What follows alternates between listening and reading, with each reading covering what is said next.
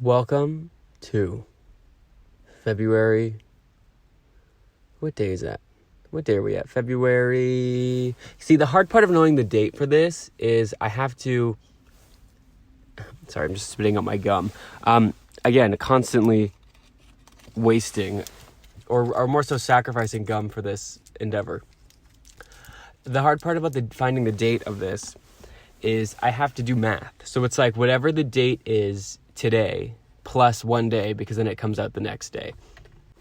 And it's just now hitting me that I don't really have to record these like the day before. I really could do it at any point in the week because, again, we're not really talking about, topical topics, topical creams or anything like that.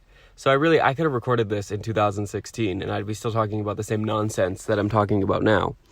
But yeah, I guess I'm just kind of a last minute person. I've really accepted that. School, I think, teaches you little of actual content. We've gone over this, I think, in a recent episode of how, basically any test I took, I remembered the material for the test and then forgot just everything else, the second I took the test.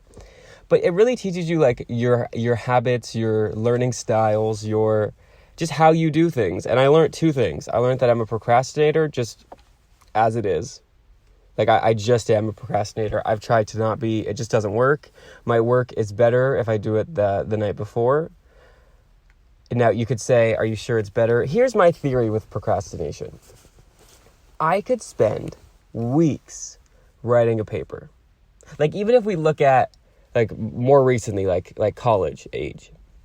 I could spend weeks writing a paper, doing draft after draft, being annoying and asking people to proofread it, saying hey, can you, read over my thesis, which I can't remember what a thesis is, but I remember you had to do a lot of reading over of it. I remember sometimes in the class, you'd do a peer report or a peer review where you would switch papers with some random that you didn't know, and then you were too nervous to say anything negative, so it was just being wow, this was brilliant. The sentence would be, the French Revolution started in blank year. And then you'll be oh my gosh, that was a brilliant sentence. My favorite part about that sentence was how you told us the year that the French Revolution started. I thought that was very informative, and very well written. It's all BS. The most embarrassing part would be every once in a while, I would do again, I would try, but what the hell do I know? How am I supposed to tell someone that their paper's bad when my paper's probably worse? So I would say only positive things. And then I'd get my paper back and I'd be paired up with the one person who was actually ready to be freaking Simon and Schuster, ready to actually edit. And it's this sentence is wrong. Your grammar here's terrible. Spelling. I love the passive aggressive, even how teachers would mark. They'll be just a bunch of question marks. They'll be spelling. They'll be sense question mark. What question mark? I'm not understanding this. Or the worst is when you gotta come see me written in red at the top of your paper. That was awful. I hated doing that. Because then you knew you were in for a 10-minute monologue on how bad your writing sucked, when you know it sucked because you did it all in the 10 minutes before the class. Because a lot of times you would have to peer review a first draft. And it's a first draft for a reason. It doesn't have to be good. It doesn't have to be the good draft. So I would just it out. I would just be literally the night before the French and send, done, easy. Because again, the teacher wasn't reading it. It was just a completion thing. Now the problem is I would do the terrible first draft, and then it would be the day before the actual draft was due, and I'm I've basically already written it. So what? Let me just turn this in. Let me just do the bare minimum review, revisions that Simon and Schuster sent to me in the peer review section, and then just hand this in. And you know what? For whatever reason, and this isn't even me bragging, I always got a B+. It didn't matter, or maybe just a B. I'd always get a B. If I spent the rare times I spent weeks, or maybe not weeks, but I spent week writing the paper, B. I did it the night before with minimal revision, minimal notes, B. So, like, what was that? Like, what message was I supposed to get out of that? I would be psychotic to continue to put in all that effort. Because as I was saying in the beginning, I don't think I actually finished this thought, but my theory with procrastination is, am I really going to waste all that time and all that effort and all that stress and spread that out over a week? No. I'm gonna get it done all in one sitting. And the one sitting is going to just happen to be the night before. Everyone has their own processes. So yes, you learn about yourself in school. I learned I'm a procrastinator, and all I'll ever be good for is getting a B+. Because again, that's like what I got. I was just a B person. I was the B movie. They're doing a sequel to the B movie about me in school. And it's just me getting back my papers, flipping it over, and seeing that I got a B. The B movie. But anyway, yes, we've made it to February. I believe the last episode was February as well, but I just didn't really acknowledge it because I might have recorded it in January. But I don't know, February, I have to say, least favorite time of year. For no other reason than it's just like nothing is really happening. I always used to say that winter was my favorite time of year, but how embarrassing for me, because since I've learned about how the seasons are structured, winter happens to be my least favorite time of the year. Because I've definitely talked about this before, but I always thought that like November and December were winter. They're technically fall. Most of December falls in fall. I won't get into why that is wrong, but just go back into, I'm sure like 48 of the last episodes, even though there's only been like 33, 48 of them are about me complaining and really pitching my pitch to the universe on how we need to fix that. We need to fix it. There's an easier way, there's an easier method, but I won't bore you with the details once again. But yeah, there's really just nothing happening until I saw that the Shamrock Shake, the Shammy Shake, is coming back in like mere weeks. Now, I'm pretty sure the Shamrock Shake is for St. Patrick's Day, which is like nowhere near now. I'm pretty sure that's like over a month away. But if they want to bring back the Shamrock Shake, I'm not going to complain. What I am going to complain about, because that is one of my favorite sports, is the presentation that they give the Shamrock Shake in Canada. Now, you're lucky, first of all, because I hate complaining. You know, I really do hate complaining about this, because to get a Shamrock Shake at all means that you were lucky enough to pull up to the drive-thru when the machine was working, when the ice cream machine was working. We all know there's something wrong. Like, those things have like time limits on them. Like, they're only allowed to work for 10 minutes a day. Only allowed. I relate to the work ethic of those ice cream machines, except I don't actually follow through with that.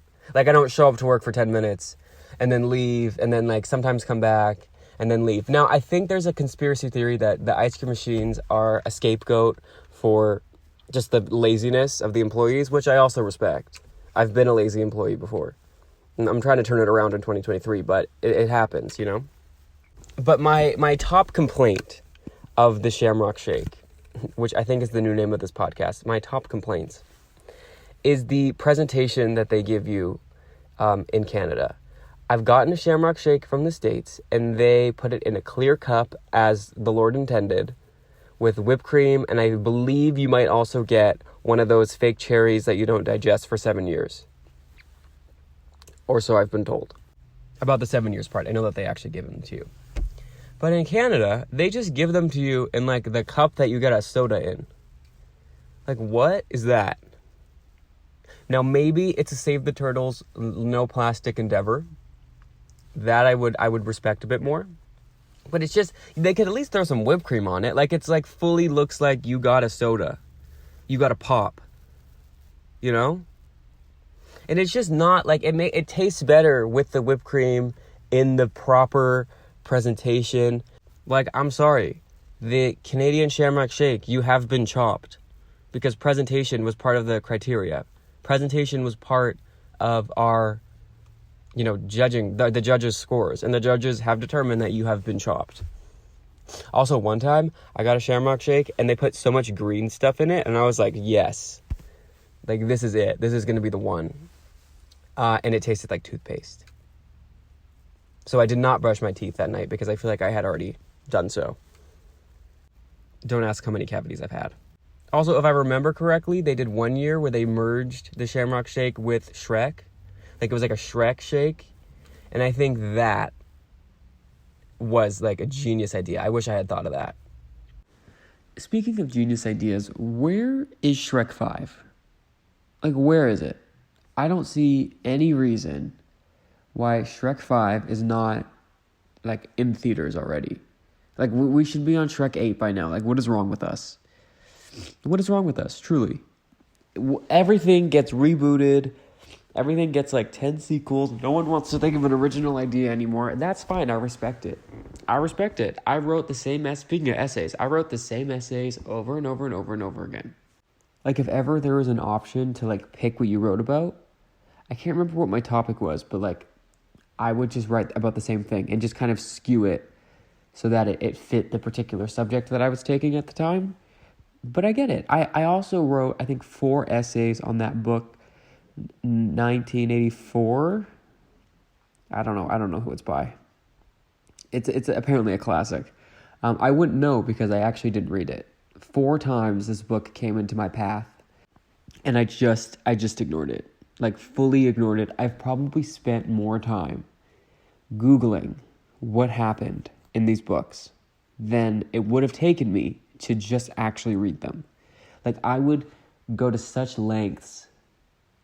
I would watch the movies. I would watch, like, if there was a TV show, and it would take me forever to watch because they were obviously boring. Like, if I had just sat, I would Google the answers. I would pray that my teacher had just used some worksheet that someone else had posted with the answer online. I would tweak the response just enough to make it seem original. I would misspell some words so it wasn't obvious. And I would go on about my day. But had I just read the book, like, all that information would have been so much easier. But no regrets. No regrets. I can't spell regrets. Is it Ragrets? Okay, speaking of regrets, I would like to mention something. I was watching a movie the other day, and it's a movie called The Parent Trap. I'm sure everyone's seen it. Speak of a classic. For anyone that doesn't know, it is a splendid film. I think one of the best ever, scientifically, where Lindsay Lohan plays 2 people who are twins that were separated at birth.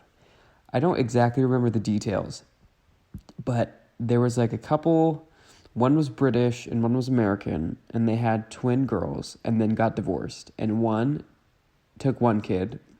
I think the mom took the one daughter back to Britain, and the dad like kept the other kid in America.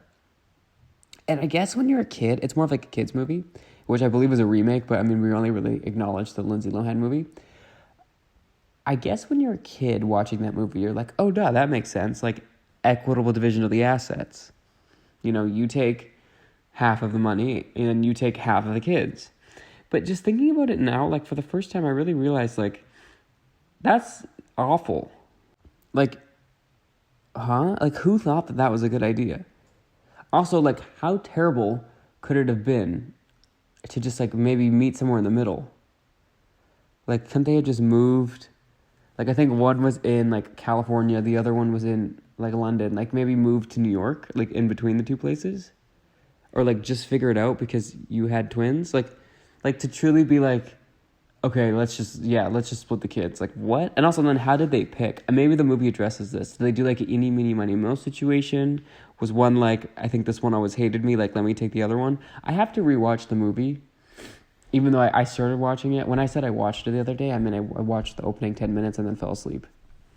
Also, I'm not really understanding how a rich person from London ends up at the same camp as, like, a farm girl from California. Like, that movie is a plot hole after plot hole, and I actually think it is irresponsible for them to put forth that narrative, because I bet you someone did that in real life. I'm going to Google it. Did anyone...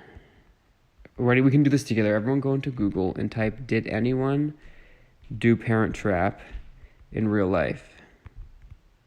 Also, like, how were they able to get the parents back together in the end if they hated each other so bad that they were willing to split their kids. In real life. Also, what if they had triplets? That would have... Yikes. Okay. Real life parent trap sees long lost twins remarkably find each other. This is from mirror.co.uk, so don't sue me. Written by Danny Walker. So now everyone's had credit. Long lost twins have revealed how they remarkably found each other despite being 4,000 miles apart. Appearing on This Morning, so-and-so and so-and-so's shocking tale was compared to The Parent Trap. In December 2012, a French fashion student living in London stumbled upon a YouTube video featuring Samantha, an actress in Los Angeles. Okay, tell me why the parents hate each other. Yada yada. Okay, I'm gonna be really honest. This is a long article, so we're gonna skip it. But my point is, how dare Disney display that type of behavior? Because obviously people are gonna repeat it. My goodness, terrible. I just found, not to pivot, but I just found a fidget spinner. I don't know if it's picking up in the microphone. My very professional studio microphone, also known as my iPhone. Not even a current iPhone. It's like my iPhone 10. I had a home button until very recently, so that's what we're working with here. But yeah, just to recap, I mean, if you are someone, a loved one of yours, anyone that you know was involved in the writing of The Parent Trap, just give your head a shake, because what is happening here? Like, who in Disney Studios wrote that on the whiteboard of ideas, and everyone was like, you know what? That's it. They split the kids at birth. Like, I totally understand, like, maybe they were adopted, or like one was like abducted even. I know that's a little like harsh for the Disney network, although is it? Because in every movie, there's like death in every Disney movie. At the beginning, the parent dies every single time. So like maybe we could handle it, you know? Just maybe. Speaking of not being able to handle things, you know, I like to be, you know, as open and honest on this thing as I can. Because again, cue the weekly reminder. I know that no one listens to this. Don't worry if you've tuned in randomly and thought, oh my god, what a loser, thinks he's talking to people. No, he knows he's not. That made it worse. I know that I'm not. I know, I get it. But I just pretend that there is, because it's just less sad that way. But I would like to admit to the masses, I don't know if I've talked about my cooking journey. I've been on a cooking journey. And by that I mean in the last month or so, I've maybe cooked 3 times. And the first 2 times, like, let me tell you, not that bad. I've never considered myself a chef, but I can follow a recipe. Like, I can't do like let me put stuff in a pan and like be like, oh, this needs more cardamom or whatever, or like this needs salt. Like, I have no idea how that works. But if you follow a recipe and I have the correct measuring spoons, I can figure it out. So I've successfully made a few things, and I was getting confident. I was getting overconfident, and I thought, you know what? I'm going to make chicken wings. Now, chicken wings seem easy, and I bet you are, but I still found a way to mess it up. I didn't really realize that you can't just put straight barbecue sauce into the oven, like chicken wings, like drenched, like raw chicken wings into barbecue sauce into the oven. That will burn. If anyone didn't know, it will burn.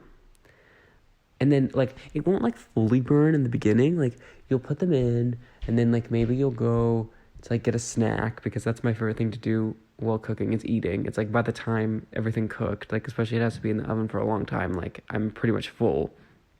But I was like eating chips or whatever, you could be eating chips or whatever. And then you're like, it looks like there's like almost like a haze in my kitchen. Not a smoke, but a haze. So let me turn on that oven fan thing. You know, the thing above the oven, it's like, I guess I would assume a lot of places with ovens have the fan, like the kitchen fan. So let me turn that on. And then I'm like, oh, it's like getting a little bit worse. But I open the oven, you open the oven and you check, and it's like, oh, it's not burning. Like, it doesn't look like it's burning. So we're good. And then you hear the dreaded noise. Beep, beep, beep, beep. Which in my house pretty much means dinner's ready. It's just a dinner bell. Like, I didn't think I realized that it was the smoke detector until much later than I should, you know? I think I just thought that meant like dinner was ready. It was like the universal sign or something. But apparently no. Apparently that means your food is burning. So I looked, and it didn't look like it was burning. Now the problem is, if you think about it, barbecue sauce is pretty much the same color as burnt. So when it was time to flip my chicken wings, and I got what you would say as a closer look, and I was intermittently having to like fan off the smoke detector because I was alone. I was doing this alone. Normally, I have a sous chef. Well, not normally, but if one had a sous chef, you could implore the sous chef to like fan the smoke detector. Life hack: if your smoke detector is going off and you know for a fact that it is because of your cooking, in the back of my head, I was like, no, this definitely isn't my cooking. Like, there's definitely like a fire somewhere in my house. So I did like a once around, and I checked, and there actually wasn't, and I was in fact the problem. But get a kitchen towel. Every good chef has one. Use your chef hat if you have nothing else, and just kind of wave it and waft it around the area of the smoke detector, and it'll turn off. Now you'll have to keep doing that. Like, you can stop doing it when the smoke detector comes off, and then go and look at your burnt chicken wings. But if you're gone too long without wafting, the smoke detector is going to come back on. Like, I'm pretty sure my neighbors, I'm actually offended. I'm extremely mad that my neighbors, not one of them came to check on me. Not one of them maybe thought to report the incident to someone that had a fire hose that could save me. Like, how rude. Basically, I know, like, not to rely, you know, all I have is me out here. It's tough. Although it's kind of funny, like, I feel like anytime someone hears a fire alarm, they're like, oh no, that's a drill. Like, I've been in hotels, and like the fire alarm will be going on, and it's like, evacuate. And people are like, no, trust me, like, this is fake. This is a drill. And it's like, well, are you ready to find out that it's a drill, like, when it's too late? So anyway, long story short, my chicken wings were burnt. Not all of them, though, just half of them. Because I elected a different recipe on the other half. And this is just, like, not the economic time to be, you know, burning food. And unfortunately, I can't go to Costco and say, hi, can I have a refund on these chicken wings? And then they say, why? And I say, well, my smoke detector will tell you why. Although I feel like Costco, I feel like I've known people that have returned stuff that they didn't even buy at Costco back to Costco. I'm going to think about it.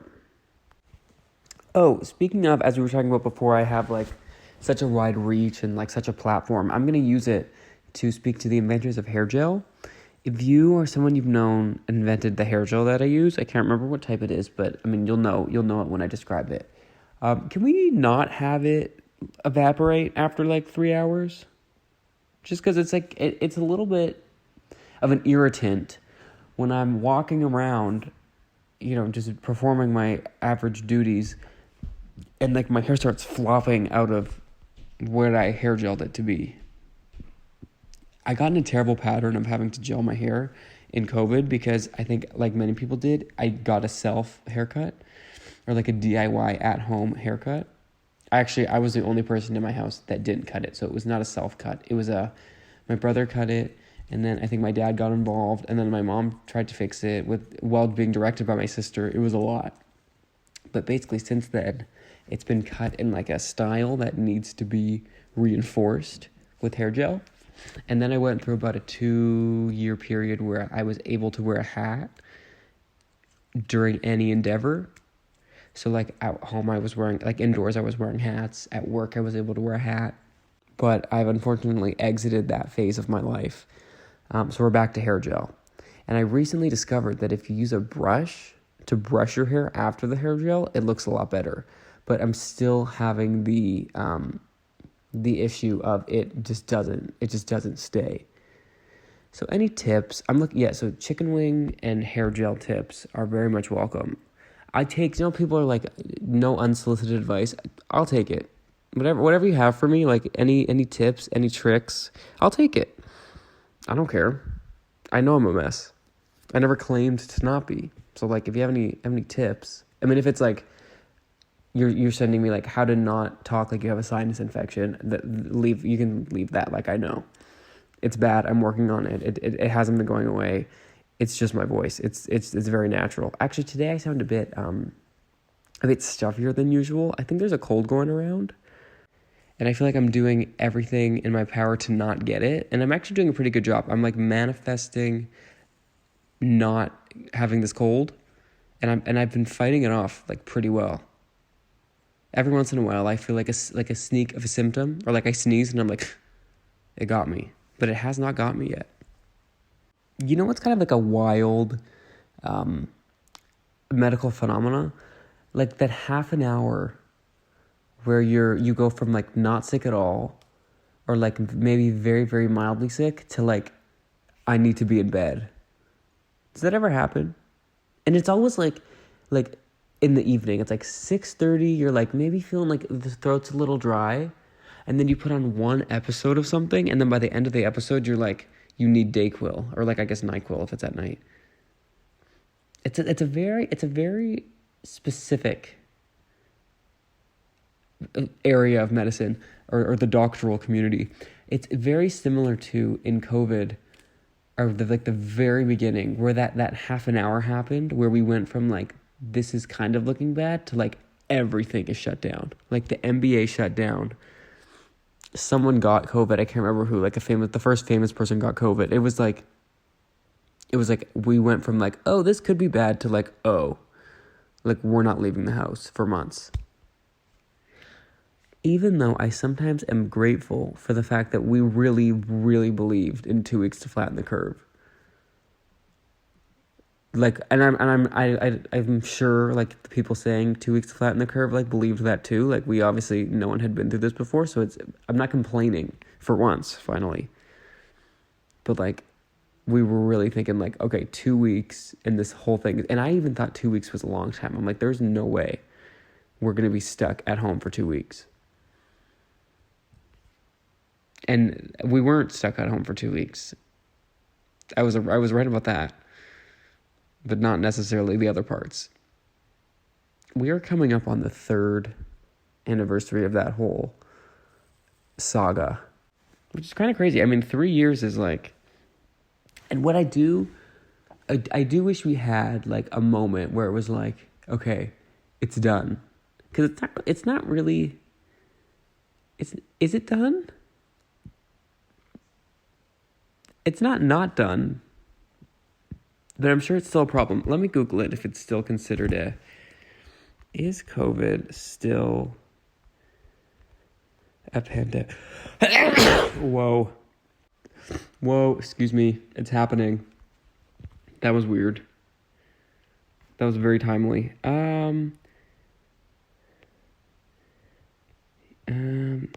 Okay, whoa. Not looking good. Will COVID stop being a global emergency? That is a great question. Okay, so it's technically still considered a pandemic. Okay, so we're still in pandemia. Well, that's not good. At least we're working our way out. I hope that never happens again for obvious reasons, but also, like, if it does, like, we're going to know it's more like, 128 weeks to flatten the curve. Like, the curve did not go down without a fight. As unfortunate as that reality was, the curve did not go down without a fight. That's so crazy that happened. Every once in a while, I'm like, what the hell? So scary. Obviously terrible. And then the poor, like head doctor people of each, province and state and whatever, who, the last 10 people to have their job, probably didn't have to deal with, an eighth of the stress that they did. Horrible timing. Imagine you got hired in that role, in November 2019. And you're like, oh my gosh, finally, I worked my way up. I can be the head person. I just kind of, oversee some stuff, sign some papers, be a doctor every once in a while. You had another thing coming. Big yikes. But yes, what I was saying is I wish that we had like a moment of, okay, it is done. And then we like throw a party. But I'm starting to think that that moment isn't happening because it's just, it's ever evolving, like this podcast. When we started, we used real microphones. We had mic stands. We had a computer involved. We had like some sort of a adapter to connect all of that equipment. I edited it. I did GarageBand. And now it's just me on a beanbag chair and my phone with no notes. I'm telling you, the amount of notes I had for episode 1. I basically put together a PowerPoint. I worked on it for weeks beforehand. I edited it for probably a week before. I think we recorded it like 3 weeks before it even came out. And like I'm recording this, the end of this, 10:03 p.m., the night before it comes out, having no forethought about what I'm going to talk about on a beanbag chair recording into my phone. Like a laptop is not part of this process anymore. No, I guess you could argue that is a devolving, a de-evolution. Is that the word? Digress? Regress? Is de-evolution a word? I'm Googling it. My Google histories are always weird after this. Evolution. I'm also the worst speller. It might be devolution. The transfer or delegation of power to a lower level. Okay, no, this is not sounding like me. Anyway, before I become a spelling bee, which I was in a spelling bee once, the word was ponder. And I was like, yikes. I never heard that word before. I thought it was a fake word. I thought it was just a trick, but apparently not. I believe I spelled it P-O-U-N-D-R, which is pounder. Also not certain that is a word. The correct spelling was P-O-N-D-E-R. But let me tell you, I had never been more relieved in my life because it meant that I didn't have to continue being in the spelling bee. Like I lost on like not such a bad word. Like it's not like I spelled because wrong. Big elephants can always understand small elephants. It was like ponder, which if you listen to it, it's like pawn, like P-O-U, ponder. And let me tell you, never spelled that word wrong after. Never really used that word after. Never really had to use that word. Because again, at the time, I'd never heard of it. I knew what a pond was. I assumed it had something to do with water. Turns out it was more something to do with thinking. But yeah, ponder. I got. Anyway, thank you so much. If you've gotten to the end of this, I really appreciate it. Hope you have a stellar week. We're going into the Super Bowl weekend. Isn't that exciting? We can recap all the commercials next week. I'm sure I'll be asked to be in one for 2024. We can put that on the vision board. Ponder. We can ponder that for the new year. But yeah, as I say every week, you can find us anywhere podcasts can be listened to. For not anywhere really, but probably like most places, like Apple, Spicify, YouTube. Yeah, YouTube. I was second guessing myself, but we are on YouTube. We're also on SoundCloud, but only the number of episodes that they'll allow you to post for free on SoundCloud. I'm not the most fiscally responsible person, but I'm like, listen, I'm not going to start paying for like second tier services like to feature this podcast that again no one listens to. But yeah, YouTube, Spotify, Apple Podcasts. I think Stitcher. I think you can tell your Alexa to play the Nobody Asked for This podcast. And then she'll probably play like someone else's podcast with the same name because it's not the most original name. But we'll be in there somewhere. And then we also have a website, podcastnobodyaskforthis.podbean.com. I think you can listen to the shows there and you can see all our social media. We're on Facebook, Twitter, TikTok. Our TikTok's more of it's more of an archive, I would say, more of a vault of TikToks from like the first couple months of the podcast. I guess in the grand scheme of things, it's not that long ago, but I'll get back, I promise. And yeah, if you listen to this, like, truly, thank you. And if you didn't, which is most of the population, I don't know. I don't know what to say. You're missing out, I guess. We will see you next week. Or more correctly, I will see you next week.